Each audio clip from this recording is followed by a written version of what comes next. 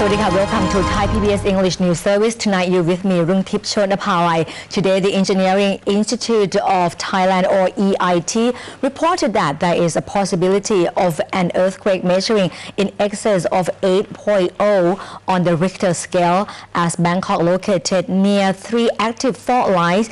The EIA also urged close monitoring of the fault line located in the north of the Andaman Islands as it could possibly cause an 8 to 9 magnitude earthquake and trigger a tsunami in the future. Pen Wanichai, Associate Professor of Structural Engineering from EIT, has expressed his concern about the active fault lines in the north of the Andaman Islands and Myanmar, as these active fault lines could possibly trigger another 8 to 9 magnitude earthquake and a tsunami at some point in the future. He says if an earthquake strikes the 6 southern provinces, the tsunami will arrive at these coastal provinces in only 2 hours.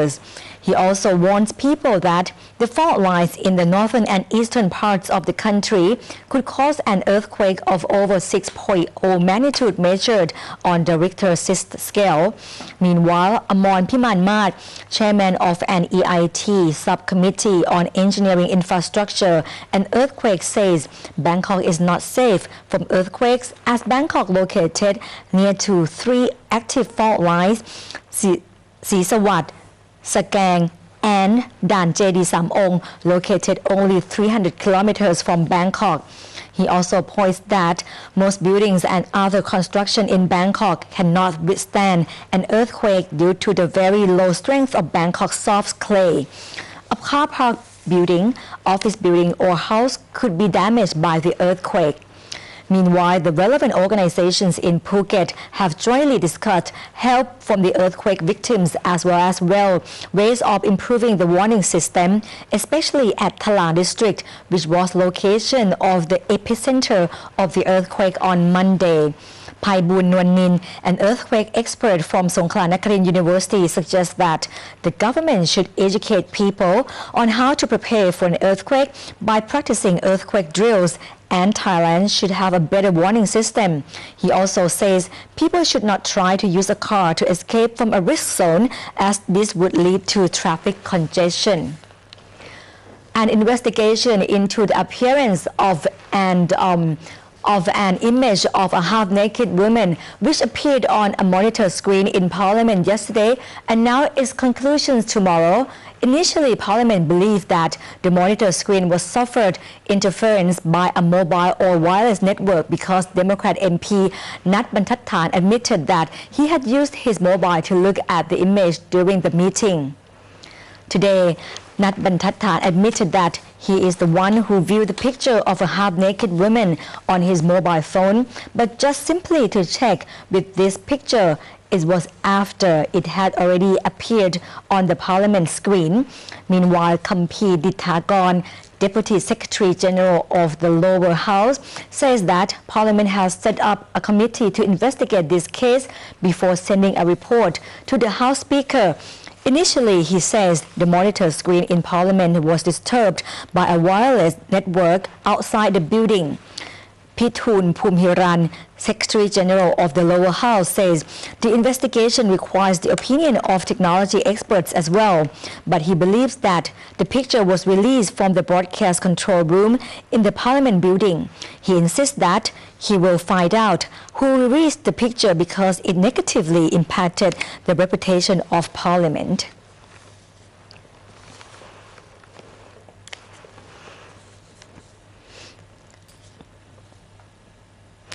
During the board meeting of Thai Airways Public Company Limited tomorrow, the evaluation of its president Piyasawat Amaranan is an important item on the agenda.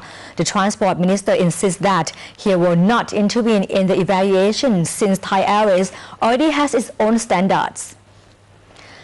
During the past 6 months, Thai Airways has faced difficulties including increased energy prices and severe floods adversely affecting more than 10 billion baht of revenue. Furthermore, the airline has seen fewer passengers and less cargo as well as internal union problems. There have been rumors that Piyasawat Amaranan will be discharged from his position as president of Thai Airways. Thai Airways is a state enterprise under the supervision of Ministry of Transport, whose Minister Charupong Rungsuwan, however, stated that he cannot comment on whether he is satisfied with Piasawat's work performance. Transport Minister said that he will not intervene in the evaluation since this is an internal matter for Thai Airways. Meanwhile, news sources from Thai Airways told ThaiPBS that the February 24th TRIS rating gave Piasawat a score of 2.9 out of 5. Permanent Secretary at the Finance Ministry, as the chairman of the Committee of Assessment, requested the TRIS rating company to reassess the airline due to the higher score than expected. This was because Thai Airways lost more than 8 billion baht, while other airlines increased revenues. If TRIS rating is unable to submit the new assessment by tomorrow, the board members will use the previous scores. Sources also revealed that there is a possibility that Piasawat will resign from the presidency of Thai Airways after the meeting of shareholders at the end of this month. It has been rumored that Squadron Leader Asadavuts Wattanangkoon, Vice President in charge of operational management, or Flight Lieutenant Montri Jamriang, Vice President in charge of technical department, may replace him. Each year, small and medium enterprises' lifestyle product market is valued at 90 billion baht, but they face risk factors, especially flood, minimum wage increases, as well as global economic instability. Jilabun Wittayasingh, Secretary General of Thai Lifestyle Products Federation, said that the government has to take SMEs into account and help SME in many ways. Here's more. For Thailand right now, we cannot sell the cheaper products. We sell high-end level of their products. That is we think we need some support from the government. Same like the government have the department to help us, but we have the worker just only a few team. Right. But this is I think in the right way for support from the government. The DEP is now we change to the Department International for Business, International Business. That right now we change to the department. I think it can help us very much. I think the chance now some SME do it. He do it himself.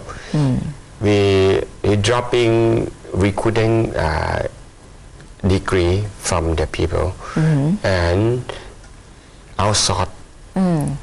You outsource to other people do it for you, and something we can come back to thinking about import business. Because import business, I think in this time you have a lot of chance from the Indonesia, from Vietnam, and from China too. So a lot of competition now. Foreign direct investment in Thailand from the United States play an important role in fueling Thailand's economy, even with the threat of natural disaster and insurgency in the south. Many American firms still place investment in Thailand. However, some of them are seeking more transparent government and a more stable political environment if Thailand wants to remain competitive in the era of the ASEAN Economic Cooperation. Here's more from Kun Bandit Gert Bandit. Even though the United States still has a lot of ground to recover economically, there exist some sure signs of economic recovery, including an improvement in the US unemployment rate, which now stands at 8.2%, and the recovery of domestic industrial output, which is nearly back to its pre-recession level.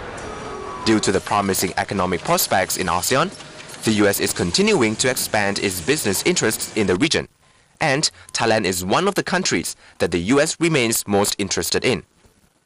The threats of natural disasters and the opening up of Myanmar's economy, among others, are the challenges that facing foreign direct investments in Thailand today.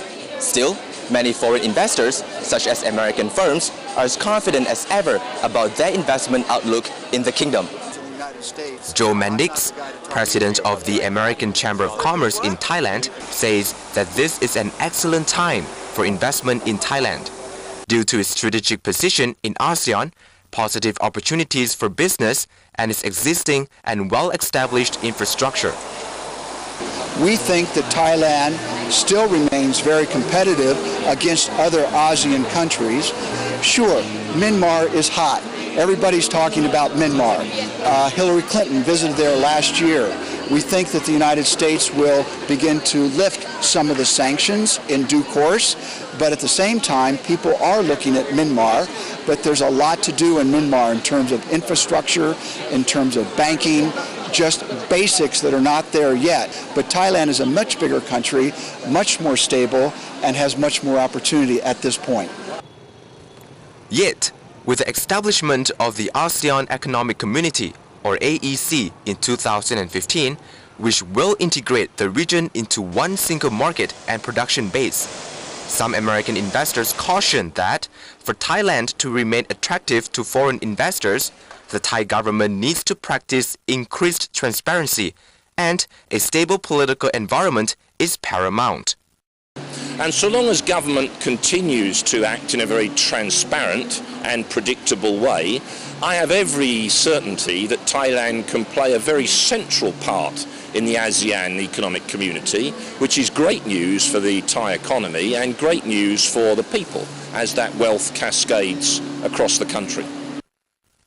According to the Office of the United States Representative, U.S. foreign direct investment in Thailand was $7.5 billion in 2010, a 7.1% increase from 2009. The US FDI was led primarily by the manufacturing and banking sectors. This is Bandit Gadbandit reporting for Thai PBS. Thank you, Kun Bandit.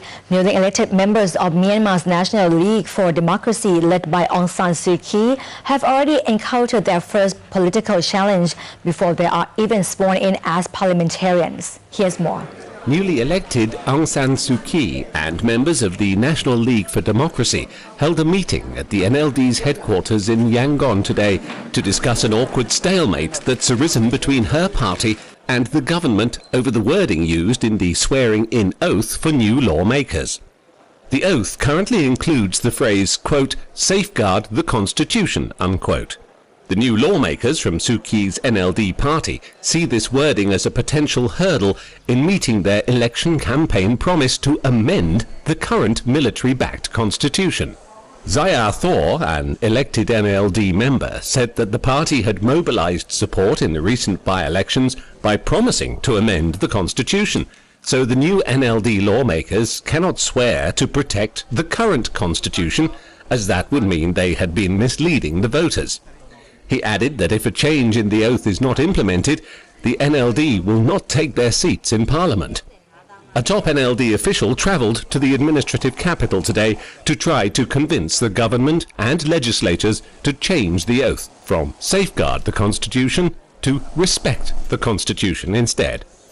However, this issue could drag on for several months, and some lawmakers say a House vote might be required to make the change.